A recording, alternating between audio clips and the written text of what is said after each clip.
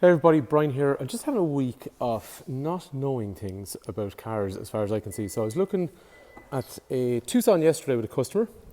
And we're standing behind the car, looking at the boot, and he just said to me, he said, yeah, but is there some way if I want something long that I can put it through the middle? So I said to him, as I would say to most normal people, I said, okay, pull that drops down, and pull that, and that drops down. And then I walked around to the back of the car and I said, that's fine, so you can take out this cover and then you can put awkward stuff through. But what he said was, no, hang on, I actually want to keep the seats up and I want to go up through the middle. He said, and I'm pretty sure I've seen it. So I was going like, yeah, no, I don't think that's possible. And then I just started looking at the back. I'd like, again, here are things, car's out nearly a year and a half. I've never seen this before.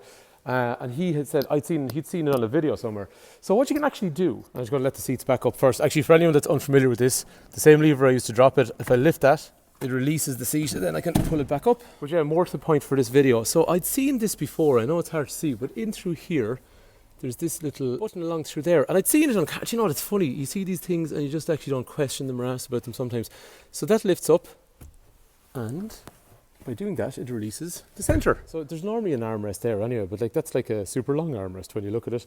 But the whole thing here is, he was saying, yeah, it means I can still have child seats, and if I have something long and awkward that I want to put into the back of the car, that is an option. And I've looked through the spec sheets on these and I don't see any reference to it. And I've just not come across it before, but obviously he saw it on a video, so other people have seen it. So anyway, that might be useful. If you have a Tucson and you're an idiot like me, you might actually not know that about your car, so it might come in useful someday.